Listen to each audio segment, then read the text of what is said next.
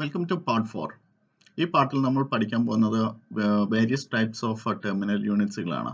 Variable air volume boxes, VAV boxes and constant air volume boxes, CAV boxes, പിന്നെ അതിൻ്റെ എല്ലാം working, പിന്നെ അതുപോലെ തന്നെ ഫാൻ കോയിൽ യൂണിറ്റ്സ്, പിന്നെ അതിൻ്റെ കൺട്രോൾ എലിമെന്റ്സ്. ഇതൊക്കെയാണ് ഈ പാർട്ടിൽ നമ്മൾ പഠിക്കാൻ പോകുന്നത്. അടുത്തതാണ് VAV ബോക്സ് അല്ലെങ്കിൽ VAV terminal units. VAV terminal units use ചെയ്യുന്നത് നമുക്ക് ഒരുപാട് റൂമുകൾ ഉണ്ടെന്ന് വിചാരിക്കാം. ഓരോ റൂമിലേക്കും അല്ലെങ്കിൽ ഓരോ സോണിലേക്കും ഇൻഡിവിജ്വൽ ടെമ്പറേച്ചർ കൺട്രോൾ അല്ലെങ്കിൽ ഇൻഡിവിജ്വൽ ടെമ്പറേച്ചർ സെറ്റ് പോയിന്റ് ചെയ്യണം എന്നുണ്ടെങ്കിൽ, അല്ലെങ്കിൽ ഇൻഡിവിജ്വൽ ടെമ്പറേച്ചേഴ്സ് ഓരോ റൂമിലും വേണമെന്നുണ്ടെങ്കിൽ നമ്മൾ അവിടെ ഒരു VAV ടെർമിനൽ യൂണിറ്റ്സ് അല്ലെങ്കിൽ VAV ബോക്സ് ഇൻസ്റ്റാൾ ചെയ്യും ഓരോ റൂമിലും. ഈ എല്ലാ ഇൻസ്റ്റാൾ ചെയ്തിരിക്കുന്ന VAV ബോക്സസും ഒരു VAV AHU ഡക്റ്റിലേക്കായിരിക്കും കണക്ട് ചെയ്തിട്ടുണ്ടായിരിക്കുക. VAV AHU എന്താണെന്നുള്ളത് നമ്മൾ മുന്നേ പറഞ്ഞു. അപ്പോൾ VAV AHUവിൽ നിന്ന് വരുന്ന എയർ ആണ് ഇവിടെ VAV ടെർമിനൽ യൂണിറ്റ്സിൽ കൂടി കൺട്രോൾ ചെയ്യപ്പെടുന്നത്. അപ്പോൾ നമുക്ക് നോക്കാം എങ്ങനെയാണത് ചെയ്യുന്നത് എന്നുള്ളത്. നമുക്ക് VAV ടെർമിനൽ ബോക്സ് എങ്ങനെയാണ് വർക്ക് ചെയ്യുന്നത് നോക്കാം. VAV ടെർമിനൽ ബോക്സിനകത്ത് ഒരു മെയിൻ ആയിട്ടുള്ള ഡിവൈസ് എന്ന് പറയുന്നത് ഒരു ഡാമ്പർ യൂണിറ്റ്സ് ആണ്. ആ ഡാമ്പർ എപ്പോഴും ആക്ച്വേറ്റ് ചെയ്തുകൊണ്ടിരിക്കും. പിന്നെ ഒരു കൺട്രോളർ ഉണ്ടായിരിക്കും. പിന്നെ അതുപോലെ തന്നെ ഇൻലെറ്റ് ഏരിയയിൽ കുറച്ച് സെൻസേഴ്സുകൾ ഉണ്ടായിരിക്കും. ഈ സെൻസേഴ്സ് ആണ് അതിൽ കൂടി പോകുന്ന എയർ ഫ്ലോ കാൽക്കുലേറ്റ് ചെയ്യുന്നത്, എയർ ഫ്ലോയെ പിക്ക് ചെയ്യുന്നത്. കൺട്രോളർ എന്ത് ചെയ്യുന്നു, അതിനെ കാൽക്കുലേറ്റ് ചെയ്യും. അതിനനുസരിച്ചിട്ടാണ് ഇവിടുന്ന് വരുന്ന കൺട്രോൾ കമാൻഡിനനുസരിച്ചാണ് ഈ ഡാമ്പർ ഓപ്പറേറ്റ് ചെയ്യുന്നത്. ഈ ഡാമ്പർ ഹൊറിസോണ്ടൽ പൊസിഷനിലാണെങ്കിൽ 100% എയർ ഫ്ലോ ആയിരിക്കും. അതായത് ഇൻലെറ്റിൽ എത്ര എയർ കൊടുത്തിട്ടുണ്ടെങ്കിൽ ആ എയർ ഇതിനുള്ളിൽ കൂടി കടന്നു വരും. പിന്നെ ഈ ഡാമ്പർ വെർട്ടിക്കൽ പൊസിഷനിലേക്ക് മൂവ് ചെയ്യുകയാണെന്നുണ്ടെങ്കിൽ ഇവിടുന്ന് വരുന്ന എയർ ഫ്ലോ കടന്നു പോകുന്നത് കുറഞ്ഞുകൊണ്ടിരിക്കും. അതായത് ഇവിടെ ഒരു പ്രോപ്പർ എയർ ഫ്ലോ മാനേജ്മെന്റ് ഈ ഡാമ്പർ ആണ് കൺട്രോൾ ചെയ്യുന്നത്. പിന്നെ അതിനുശേഷം ഇവിടെ എയർ എന്ത് ചെയ്യുന്നു, ഒരു റീഹീറ്റിംഗ് യൂണിറ്റിലേക്ക് എത്തുന്നു. റീഹീറ്റർ എന്ന് പറഞ്ഞിട്ടുണ്ടെങ്കിൽ വിന്റർ സീസണിൽ നമുക്ക് കൂളിംഗ് ആയിരിക്കുമല്ലോ. അപ്പൊ നമുക്ക് എന്ത് വേണം, നമുക്ക് അതിനെ ഹീറ്റ് ചെയ്യേണ്ടി വരും. ഓരോ റൂമിനകത്തും ഹീറ്റിംഗ് ആണ് ആവശ്യമുണ്ടായിരിക്കുക, ചൂടുള്ള എയർ വേണ്ടി വരും. അപ്പം ഈ റീഹീറ്റർ യൂണിറ്റ് പ്രവർത്തിക്കും. ഇപ്പൊ ഇതിന്റെ എല്ലാം പ്രവർത്തനം ഓട്ടോമാറ്റിക് ആയിരിക്കും, നമ്മുടെ കൺട്രോളിൽ നിന്നാണ് അതെല്ലാം ചെയ്യുന്നത്.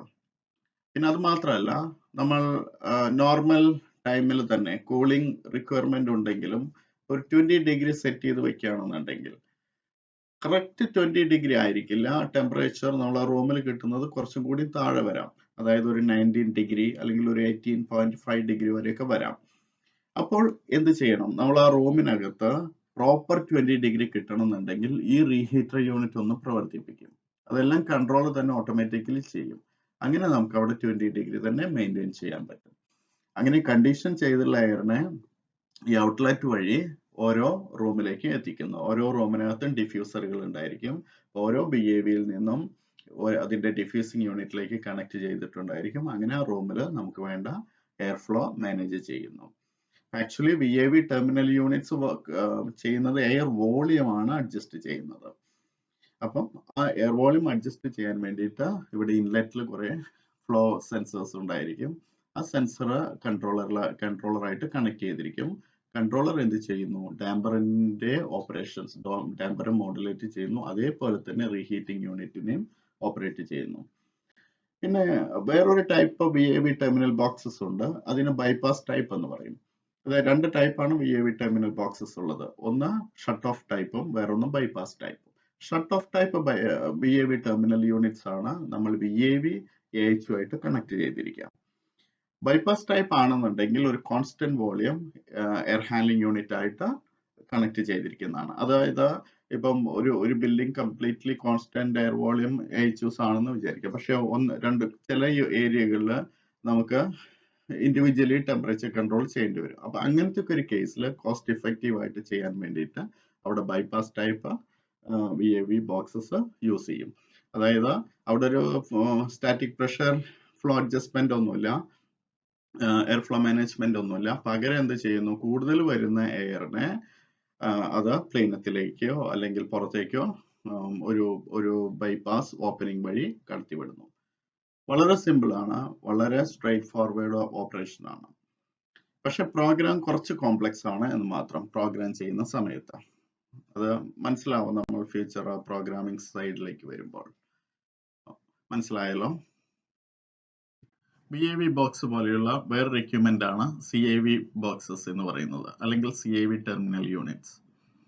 ഇതിലും ഒരു ഡാമ്പർ ഉണ്ടായിരിക്കും. ആ ഡാമ്പറിനെ ഒരു ആക്ച്വേറ്റർ ആൻഡ് കൺട്രോളർ വെച്ചിട്ടാണ് ഓപ്പറേറ്റ് ചെയ്യുക. ഇവിടുത്തെ പ്രത്യേകത എന്ന് പറഞ്ഞാൽ ഇവിടെ CAV ഡെലിവർ ചെയ്യുന്നത് ഒരു കോൺസ്റ്റന്റ് സപ്ലൈ എയർ ഫ്ലോ ആയിരിക്കും. എപ്പോഴും എയർ ഫ്ലോ കോൺസ്റ്റന്റ് ആയിരിക്കും അറ്റ് എ വേരിയബിൾ ടെമ്പറേച്ചർ. അതായത് ടെമ്പറേച്ചർ ആണ് ഇവിടെ വാരി ചെയ്തുകൊണ്ടിരിക്കുന്നത്. അപ്പോൾ ആ ടെമ്പറേച്ചർ എത്തുമ്പോൾ എയർ ഫ്ലോ ക്ലോസ് ആവുന്നു. പിന്നെ സെറ്റ് പോയിന്റ് മീറ്റ് ചെയ്യാൻ വേണ്ടിയിട്ട് എയർ ഫ്ലോ കണ്ടിന്യൂ ചെയ്യുന്നു.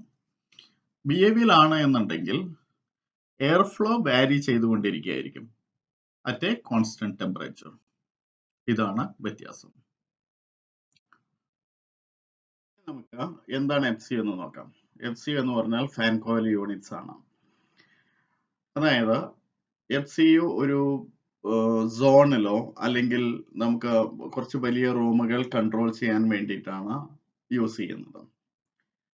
FCUs ഇപ്പോ നോർമലി അതൊരു ഡക്ട് വർക്കിലേക്ക് കണക്ട് ചെയ്യാറില്ല. അതായത് ഒരു AHUവിന്റെ ഭാഗമായിട്ടല്ല FCUs എല്ലാം ഉണ്ടായിരിക്കുക. ചെറിയൊരു യൂണിറ്റ് ആയിട്ട് തന്നെ അത് അവിടെയുള്ള എയറിനെ എടുക്കുന്നു, കൂൾ ചെയ്യുന്നു, ആ റൂമിലേക്ക് കൊടുക്കുന്നു. ഇതാണ് നോർമൽ ഓപ്പറേഷൻ എന്ന് പറയുന്നത്. പക്ഷെ ചില ഏരിയകളിൽ, അതായത് ചില ഹോസ്പിറ്റൽസ് അല്ലെങ്കിൽ അതുപോലെ തന്നെ ക്രിട്ടിക്കൽ അപ്ലിക്കേഷൻ ഏരിയാസിൽ എന്ത് ചെയ്യുന്നു വെച്ചാൽ അവിടെ ഒരു പുറത്തുനിന്ന് എയർ എടുക്കുന്നതിന് പകരം ഒരു ട്രീറ്റഡ് എയർ ആയിരിക്കും FCUവിന്റെ ഇൻലെറ്റ് ആയിട്ട് കൊടുക്കുന്നത്. അതായത് പുറത്തുനിന്ന് എടുത്തുള്ള എയറിലുള്ള കണ്ടാമിനേഷൻസ് എല്ലാം കളഞ്ഞതിന് ശേഷം ആ എയറിനെ, എയർ മീൻസ് അവിടെ ഒരു AHU ഉണ്ടായിരിക്കും, ആ AHU ആണ് ഇതെല്ലാം ചെയ്യുന്നത്. എന്നിട്ട് എന്ത് ചെയ്യുന്നു, ആ ട്രീറ്റ് ചെയ്ത എയറിനെ എല്ലാ FCUവിന്റെ ഇൻലെറ്റിലേക്കും ഡക്ട് വഴി എത്തിക്കും. പക്ഷെ ഇത് നോർമൽ ബിൽഡിങ്ങിൽ അങ്ങനെ ഉണ്ടായിരിക്കില്ല, ചില ക്രിട്ടിക്കൽ ഏരിയാസിൽ മാത്രം. അപ്പം FCU എന്ന് പറഞ്ഞിട്ടുണ്ടെങ്കിൽ ഒരു ഫാൻ കോയിൽ യൂണിറ്റ്സ് ആണ്. അതായത് അതിനകത്ത് ഒരു ഫാനും ഉണ്ട്, ഒരു കോയിലും ഉണ്ടായിരിക്കും. ഫാൻ എന്ന് പറഞ്ഞാൽ മൾട്ടി സ്പീഡ് ആയിരിക്കും ഫാൻസ്. പിന്നെ കോയിൽ, ചില്ല് വാട്ടർ കോയിൽ ആയിരിക്കും. അപ്പോൾ എന്തായാലും അവിടെ ഒരു കൂളിംഗ് വാൽവ് ഉണ്ടായിരിക്കണം. പിന്നെ ചില യൂണിറ്റ്സ് അകത്ത് ഹീറ്റർ ഉണ്ടായിരിക്കും, അതായത് വിന്റർ ടൈമിൽ ഹീറ്റിംഗ് കൊടുക്കാൻ വേണ്ടിയിട്ട്. ഇതാണ് ഒരു ഫാൻ കോയിൽ യൂണിറ്റ്സിന്റെ ബേസിക് ഫംഗ്ഷൻ എന്ന് പറയുന്നത്. നമുക്ക് ഇനി എങ്ങനെയാണ് അത് വർക്ക് ചെയ്യുന്നത് എന്നുള്ളത് നോക്കാം. ഇതാണ് ഒരു FCUവിന്റെ കൺട്രോൾ ആർക്കിടെക്ചർ. ഇവിടെ കണ്ടോ, ഇൻലെറ്റ് എയർ എടുക്കുന്നു, അത് ഒരു ഫിൽറ്ററിലേക്കാണ് കടന്നു പോകുന്നത്. ഫിൽറ്റർ ക്ലീൻ ചെയ്യുന്നു, അതിനുശേഷം ബ്ലോവറിലേക്ക് കൊടുക്കുന്നു. ഈ ഫാൻ എന്ന് പറഞ്ഞാൽ ഒരു മൾട്ടി സ്പീഡ് ഫാൻ ആയിരിക്കും. നോർമലി 3 സ്പീഡ്സ് ആണ് ഉണ്ടാവുക. പിന്നെ സിംഗിൾ സ്പീഡ് ഫാനും ഉണ്ടായിരിക്കും ചില യൂണിറ്റ്സിനകത്ത് കേട്ടോ. പിന്നെ അതിനുശേഷം എന്ത് ചെയ്യണം, ഇവിടെ ഒരു കൂളിംഗ് കോയിൽ ഉണ്ടായിരിക്കും.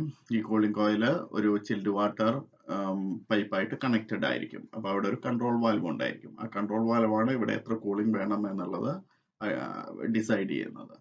കൺട്രോളർ എന്ത് ചെയ്യും, തെർമോസ്റ്റാറ്റിൽ നിന്ന് സെറ്റ് ചെയ്ത വാല്യൂ കൺട്രോളർ എടുക്കും. അതിനുശേഷം കൺട്രോളർ കാൽക്കുലേറ്റ് ചെയ്യും ഇത്രയും പെർസെൻറ്റേജ് വാൽവ് ഓപ്പൺ ആവണം അല്ലെങ്കിൽ ക്ലോസ് ആവണം എന്നുള്ളത്. അതിനുശേഷം ഈ കൂൾ ചെയ്ത എയറിനെ ഒരു ഡക്ട് വർക്ക് വഴി, ചെറിയൊരു ഡക്ട് വർക്ക്, ആ ഡക്ട് വർക്ക് വഴി നമ്മളുടെ ഏരിയയിലേക്ക് എത്തിക്കുന്നു. കണ്ടീഷൻഡ് എയർ ആ ഏരിയയിൽ കിട്ടുന്നു. വളരെ സിമ്പിൾ ആയിട്ടുള്ള ഒരു ഓപ്പറേഷൻ ആണ്, അല്ലെങ്കിൽ വളരെ സിമ്പിൾ ആയിട്ടുള്ള ഒരു എക്യുപ്മെന്റ് ആണ്.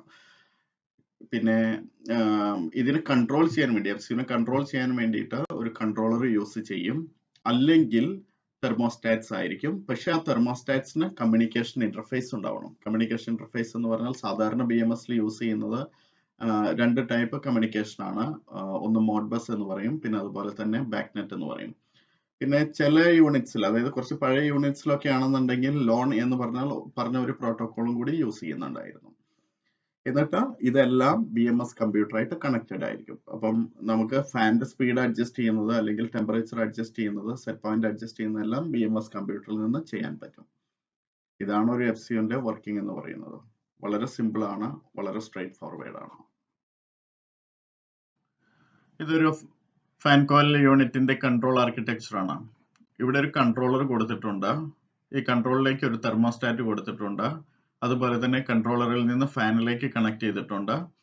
പിന്നെ കൺട്രോളറിൽ നിന്ന് ഒരു കൺട്രോൾ വാൽവിലേക്കും കണക്ട് ചെയ്തിട്ടുണ്ട്. ഇവിടെ സെറ്റ് പോയിന്റിനനുസരിച്ചിട്ട് ഈ കൺട്രോൾ വാൽവിനെ ഓപ്പറേറ്റ് ചെയ്യലും പിന്നെ അതേപോലെ തന്നെ ഫാൻ സ്പീഡ് കൺട്രോൾ ചെയ്യലാണ് ഈ കൺട്രോളറിന്റെ ഫംഗ്ഷൻ എന്ന് പറയുന്നത്. ഇപ്പൊ തെർമോസ്റ്റാറ്റ് സെറ്റ് പോയിന്റ് ഒരു 20 ഡിഗ്രി ആണ് എന്നുണ്ടെങ്കിൽ റൂം ടെമ്പറേച്ചർ നമുക്കൊരു 25 ഡിഗ്രി ആണ് എന്നുണ്ടെങ്കിൽ ഈ വാൽവ് 100% ഓപ്പൺ ആയിരിക്കും. ഇവിടുത്തെ ടെമ്പറേച്ചർ റൂമിലെ അതായത് ഈ FCU സെർവ് ചെയ്യുന്ന ഏരിയയിലെ ടെമ്പറേച്ചർ 20 ഡിഗ്രി ആയിട്ടുണ്ടെങ്കിൽ ഈ വാൽവ് ക്ലോസിലേക്ക് പോകും. അതേപോലെ തന്നെ ഇതിന്റെ ഫാൻ സ്പീഡും കൺട്രോൾ ചെയ്യും. ഒന്നില്ലെങ്കിൽ ഫാൻ സ്പീഡ് കംപ്ലീറ്റ്ലി ഓഫ് ആവും സെറ്റ് പോയിന്റ് മീറ്റ് ചെയ്തിട്ടുണ്ടെങ്കിൽ, അല്ലെങ്കിൽ പ്രഷറൈസേഷൻ വേണമെന്നുണ്ടെങ്കിൽ ഫാൻ മാത്രം റൺ ചെയ്തുകൊണ്ടിരിക്കും. ഇതാണ് ഒരു ഫാൻ കോയിൽ യൂണിറ്റിന്റെ കൺട്രോൾ ഫംഗ്ഷൻ എന്ന് പറയുന്നത്. ഈ പാർട്ട് നമ്മളിവിടെ സ്റ്റോപ്പ് ചെയ്യാണ്. അടുത്ത പാർട്ടിൽ നമ്മൾ കവർ ചെയ്യുന്നത് DX യൂണിറ്റ്സ് ആണ്. എന്താണ് DX യൂണിറ്റ്സ് എന്നാണ് നമ്മൾ നോക്കുന്നത്. അതുപോലെ തന്നെ വേരിയസ് ടൈപ്സ് ഓഫ് വെന്റിലേഷൻ ഫാൻസുകൾ, പിന്നെ അതുപോലെ പ്ലംബിംഗ് എക്യുപ്മെന്റ്സിന്റെ ഇന്റർഫേസിംഗ്, ഫയർ ഫൈറ്റിംഗ് എക്യുപ്മെന്റ്സിന്റെ ഇന്റർഫേസിംഗ്, പിന്നെ പലതരത്തിലുള്ള ലോ വോൾട്ടേജ് അതുപോലെ തന്നെ എക്സ്ട്രാ ലോ വോൾട്ടേജ് എക്യുപ്മെന്റ്സുകൾ എങ്ങനെയാണ് ഇന്റർഫേസ് ചെയ്യുന്നത്, ഇലക്ട്രിക്കൽ എക്യുപ്മെന്റ്സ് ഇന്റർഫേസിംഗ്, പിന്നെ അതുപോലെ തന്നെ ഏറ്റവും ലാസ്റ്റ് നമ്മൾ BMS ആർക്കിടെക്ചറിന്റെ ഒരു ഇൻട്രൊഡക്ഷൻ. അത് കഴിഞ്ഞാൽ നമ്മൾ നേരെ BMSലേക്ക് കയറുകയാണ്. BMS കൺട്രോളേഴ്സിനെ കുറിച്ചിട്ടും അതുപോലെ തന്നെ എങ്ങനെയാണ് ഇതെല്ലാം ഇന്റർഫേസ് ചെയ്യുന്നത് എന്നുള്ളതൊക്കെയാണ് നമ്മൾ ഇനി പഠിക്കാൻ പോകുന്നത്. Thank you.